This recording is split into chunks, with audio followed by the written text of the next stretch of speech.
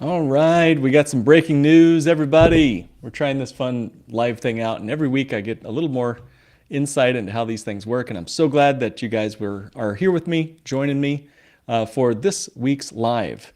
Put it into the comments if you have any questions or updates on this. But I want to get into what we're covering today right off the top, and that is the AI boom turning into a bust?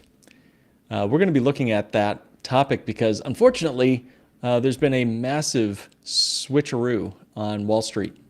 In fact, the massive AI investment has been really built up over the last year or so.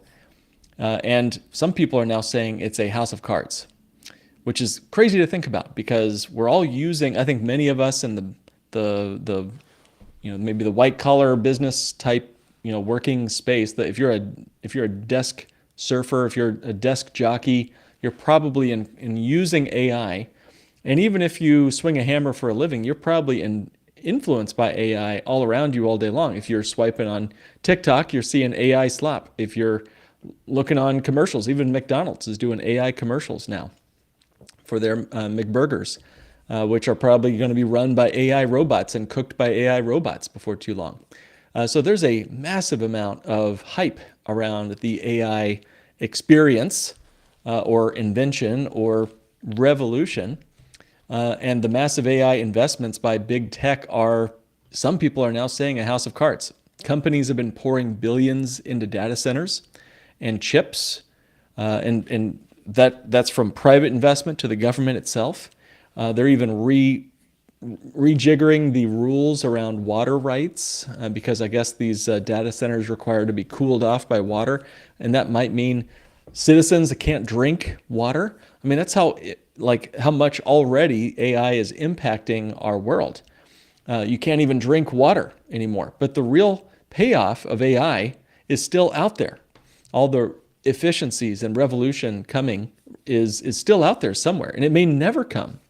If that happens, if all this investment, all this hype never comes really through to the efficiencies of the business, the typical business owner, the big businesses out there, if all these AI efficiencies never come, it's going to leave shareholders holding the bag, and you're going to watch stock profits evaporate.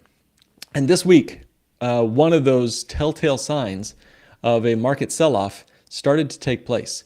But I don't think this sell-off is a blip on the radar. It's the market waking up to the fact that AI is still, at this moment, overhyped. And it's just like the internet buzz was in the early 1999, 2000, 2001. We got over our skis a little bit with the internet. There was some real good there. And yet that we were all investing in things like pets.com, which had nothing to it except a website domain. So this AI trend, similarly, could be overhyped. There could be a kernel of good in the AI promise, but it might be overhyped. Where we may or may not see the reduction in worker productivity by up to 20% in some studies. And it's creating messes that's going to require mass rehiring to fix all of these firings that we had in just the last week. If you saw any of the news, was it 10,000 Amazon workers were let go? So there's a interesting, threat on the horizon that this AI push may or may not be all of what it's cracked up to be. So what's going on? Are the tech giants in on something that we aren't?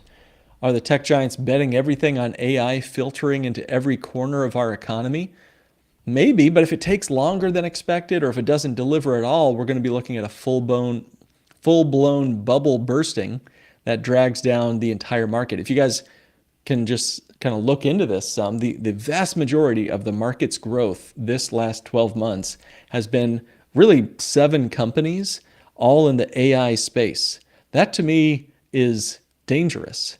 When you have the majority of the market earning its wealth, whatever, its appreciation around just a handful of companies, that's not a widespread, fully delivered economy. That's a couple of companies that have really held on to something pretty magical, this AI promise. And it's still just a promise at this point. But now I think some of the investors in these 7 companies are starting to have enough. And the AI bill is coming due. Investors are, I think, right to question whether the gains they're accruing in these stocks are real or if it's just smoke and mirrors. With decreased profits and shares, forced divestments of stock, it's important for investors to know, am I getting what I think I'm getting? Am I investing in a real thing, or is this just paper profits that's going to go up in smoke? So let's kind of back up for a minute. And again, I want to hear your opinions on this. Am I getting out over my skis? Have the AI robots already taken over the world and I'm just late to the party?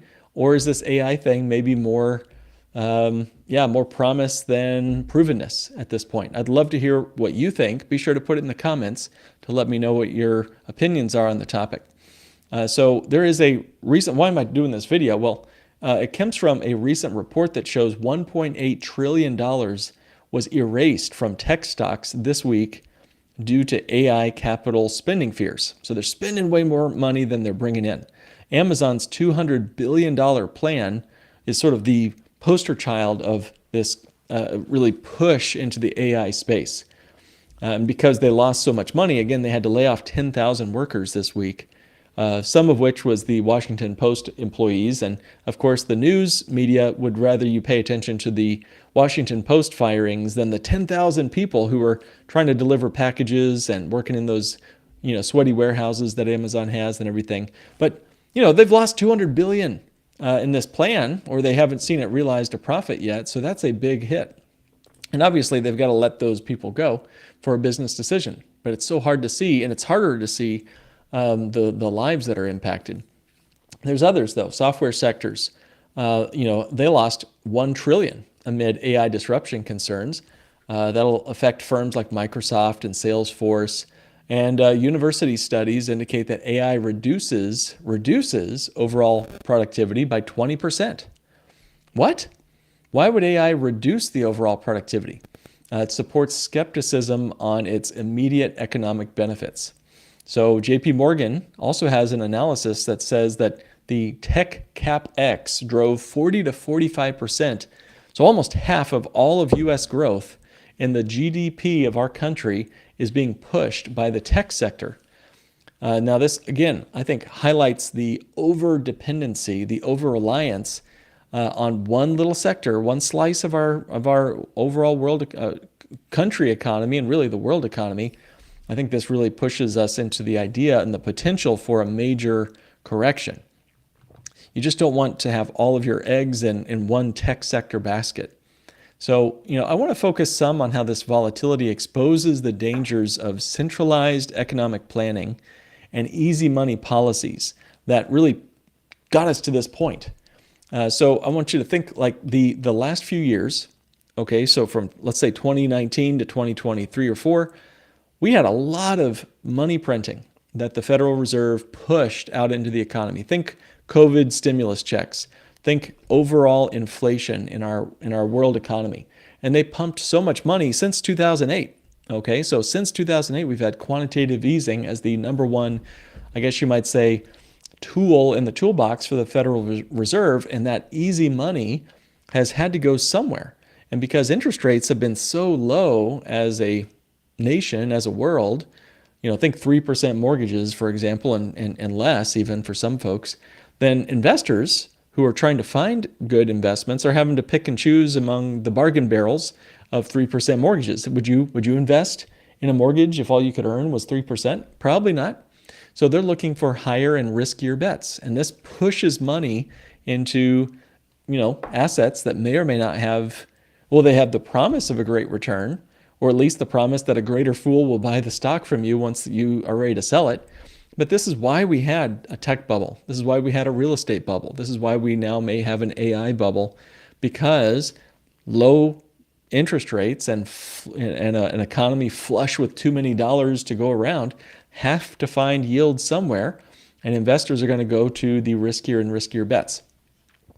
All right, so it's going to distort the true market signals. You're going to invest in your cousin's AI business, even if there's nothing to it, because there's nowhere else to put your money where you can get a decent yield. Instead of pushing individual empowerment, which is what we really believe on our channel, it was really saying, hey, the government's going to lower our interest rates. through the Federal Reserve, and we'll all just make it wealthy through our homes appreciation or our stocks appreciation. I take a different path. I say, hey, let's reclaim, let's bank on ourselves, let's take control by avoiding debt-fueled speculation of stocks, whether it's tech stock, AI stock, real estate stock, pets.com, Enron, whatever. Now let's build wealth through sound, voluntary exchanges between people. Let's prioritize personal agency. Let's figure out how we can budget and invest smartly with money we can afford to lose. This is the philosophy we carry on our podcast and at my firm, Lake Growth Financial Services.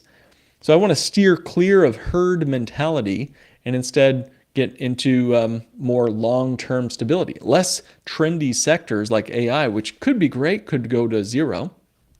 Either way, we'll be okay. My financial clients will be just fine because they've decided to foster a long-term picture, a picture of stability and freedom, not necessarily watching and fretting over this week or next week's, hiring and firing news. Now, this tech turmoil, I think, directly opposes the safe money principles that we talk about on our podcast. The strategies like bank on yourself and the income maximization strategy, at least as far as a personal decision to be, I guess separate from that economy, from that stock, fiasco. There's definitely some value in investing where you can watch that money jump up when you want to and see it and jump out when you're ready to, as long as it's not money that you have to live on. If it's money you can afford to lose, feel free to speculate, feel free to invest. I don't see any problem with any of that. So, again, put your comments in the video channel comments section below to let me know what you think about this. But I believe that using dividend-paying whole life insurance as a personal banking system for guaranteed growth, liquidity, and protection against market crashes, unlike volatile AI stocks that can wipe out your gains overnight, just changes your demeanor. It changes your approach to finance. It changes your family tree, and it changes your outlook. It aligns perfectly with, I think, our emphasis on this show with a personal control disposition and financial certainty. So while that sell-off this week shows how external forces like corporate spending sprees on Amazon, for example, can just erode people's wealth. Like what does the decision over there on Amazon's boardroom have to do with grandma and grandpa's ability to buy groceries this week? It should have nothing to do with each other. And yet too many people's financial lives are wrapped up so tightly, bound so tightly to the outcomes of Wall Street that really it can erode their wealth, but it can erode their peace of mind and sanity as well. Whereas on the other side, bank on yourself strategies empower listeners to borrow against their own policies, which are, accessible without taxes due, and it avoids the stock market risk, and it ensures predictable returns.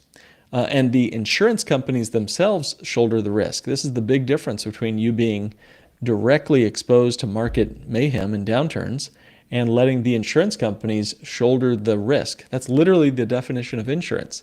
When you transfer the risk from you to an insurance company, you no longer have to worry about your money going down this week or this year or next decade. This show can highlight a counter, I think, to the uncertainty that most Americans have to live with. Most people just say, hey, I can't even look at my 401k. Oh, I love opening up my accounts of my policies. Every year, they're bigger and bigger and bigger every time, guaranteed. I mean, the bank on yourself strategy achieves, I think, an independence from this Wall Street roller coaster. So I have a couple of questions that might spark in the chat some things that would be interesting for me to learn. That's my topic for today, but I want to make sure you guys have a chance to put in the comments now while we're live or later after the show has aired. Here's a couple of questions I'd love to hear from you on. Number one, how has this recent tech sell-off impacted your portfolio or your job security, especially if you were among the people laid off this week in the tech world? Share your drop if you're comfortable with it, your percentage portfolio drop if you're comfortable. Share what it was like being let go. God forbid that was your story this week. I'd love to hear it, not to hear the bad news, but to know that you're not alone. Second question, do you think AI is overhyped? Or is it soon going to deliver all the big productivity wins? After this week's study revealed that, the AI has actually brought us less productivity, that to me is a shocker. So put it in the comments. I'll kind of tally up the poll and decide, okay, is AI overhyped? Or are we just early? Are we just impatient as investors?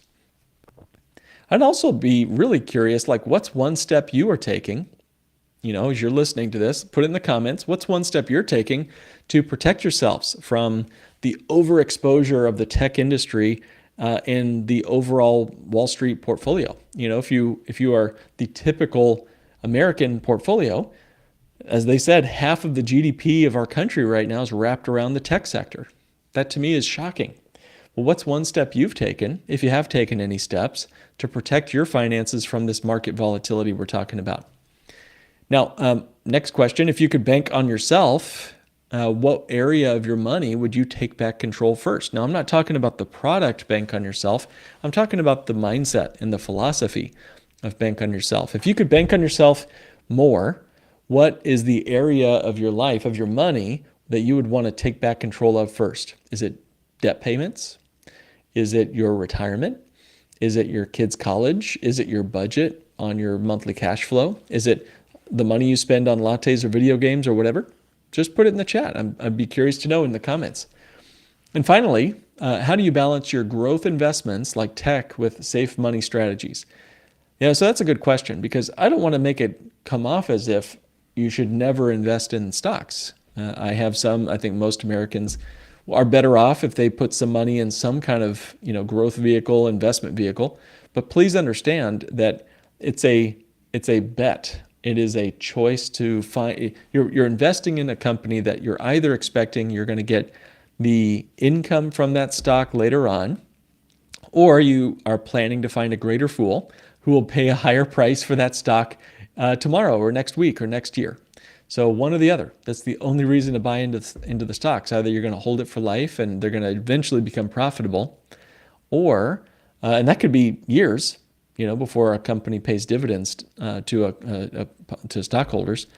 Or are you planning to sell it to someone who would pay you a higher price for it later? Either way, you got to be ready to be patient for sure, and be ready to hit the volatility, choppy waters when the time comes. So my question on that last one is, how do you balance growth investments like tech with safe money strategies? Do you have a specific percentage that you put toward one or the other? Do you have a certain limit on how much is going to go to the risky stuff versus the guaranteed stuff? I'd really love to know. So put it in the comments and let me know what you think about that. Now, a couple of questions that came up as I was asking my team about this topic. Here are a few questions that I think listeners, you guys might want to be checking in on as well as we kind of wrap up this topic. One, how can I implement Bank on Yourself if I'm already invested heavily in tech stocks? Okay, that's a really good question. If you're already heavily invested in the tech stocks, what is the best outcome? Where are you wanting to organize your financial life? What's your risk tolerance? If you're ready to implement Bank on Yourself and you're already invested in stocks, maybe you decide to sell some of your winners or losers, depending on where you're at in the tax world this year. You can actually harvest your losses. That's a tax strategy we offer at our firm. Or you can sell some of the winners, maybe take some chips off the table. The funniest thing I get whenever I talk to clients and people who are looking into our firm is, well, Mark, I really love Bank on Yourself, but I'm so up in the market right now, I just could never sell right now. I'd have too many, capital gains taxes. Okay, fine. Let's wait for a while until you lose some money, I guess. And then I hear the other side of the coin, which is, Mark, I could never sell my stocks right now. I'm in underwater. I'm losing money. I got to wait for them to rebound. The funny thing about Wall Street is they want you forever. They want you forever because, the honest truth is they make money while you just sit and buy and hold. And that's why the phrase buy and hold. If you buy from them and you hold, then they can charge a fee this year, next year, the next year, and the next year. So how can you implement a Bank on Yourself plan? You just got to do it. You can pay for it with other cash flow. You can reposition monies that you have in stocks to put into a policy. I just had a client about a year ago. He sold some highly appreciated tech stock and put it into a policy. The cash that he had, the proceeds that he had, he put it into a policy. And then he borrowed against that policy to invest in a really nice, what they call them, a painted lady. It's like one of those really nice houses in a nice area in San Francisco. And he renovated the house. And the policy continued to earn interest. The house appreciated in value, and he sold the house. And now he's paid off the loan. So what a nice deal, right? He took that volatile tech stock, put it into a policy, got double duty on the money, and then was able to, flip the house. Super nice. Okay, another question. What's the safest way to hedge against AI bubble risks without missing the potential upside? Well, again, I'd say one strategy, not saying everyone watching this should go do this, but just remember, when you have a bank on yourself policy, you can borrow against it and choose to make smart, prudent investments with those borrowed dollars. Remember, a loan against life insurance has no required repayment plan while you're alive. It would just simply be deducted from the death benefit when you pass away. So should you find a really good investment, you can borrow against the life insurance, and you'll always get that compounding growth on the cash value, and you could possibly get the upside of the stocks. Now, if stocks drop, well, that's too bad, but at least you still have the growth of your cash value, and you'll have to find another way to pay off that policy loan over time. All right, let's do one more question. Can you explain how whole life insurance provides more certainty than traditional savings during economic uncertainty? This is a good one. Many people think that the bank account they have is a safe place to put their money. And I got to say, that's so untrue. The more I dug into this, and I highly recommend you research this as well. If you've decided that the tech sector is just too hot to handle and you're moving your money from stocks to the savings account down the street, be aware that the banking industry is similarly dangerous. We just a year or two ago, we had folks realize that Silicon Valley Bank and similar banks were not as liquid as they should have been. And unfortunately, the government bailed out the wealthy depositors. They should have let those banks go bankrupt. But I would say, don't treat your savings account like it's yours. It's really you've now become, you've kind of lent money to the bank because the bank is now using your money to lend out to other people. As soon as you make a deposit, they lend out 10 times as much to other potential borrowers in the area there. So your deposit becomes their credit card that they offer, their mortgage that they're offering. This is what banks do. It's called fractional reserve banking. And your deposits are not as safe as you realize they might be or think they might be. So look at whole life insurance, because life insurance companies are not allowed to do that fractional reserve stuff. They cannot inflate the money supply, thank goodness. And an insurance contract is locked in with 100% reserves on the backing. As long as you're working with a company that is A+ rated, I think you'll be much happier, feel much more safe using life insurance as your savings alternative than, let's say, a typical bank savings account. Now, there's so much more we could cover here, guys, but I wanted to make it clear, hey, we are keeping an eye on this tech sector roiling that's happening. And if you want to learn more about the AI fiasco and also how to use AI to do your personal financial research to determine what's the best way for your personal dollar to be invested for retirement or saved for your financial future, listen to our most recent episode on Not Your Average Financial Podcast, where we really go into how to ask AI about Bank on Yourself. I'm going to grab the podcast title. It's called Episode 440, How to Ask AI About Bank on Yourself. It's really how to ask AI about, is Bank on Yourself comparable to the stock market? Is it better or comparable to an IUL, Indexed Universal Life Insurance? These different approaches can be, pushed by different financial advisors or insurance agents, but AI does not have a dog in the fight. So if you ask it the right way, if you ask it the wrong way, you're going to get slop answers like AI would love to do. But you got to make AI work hard for you.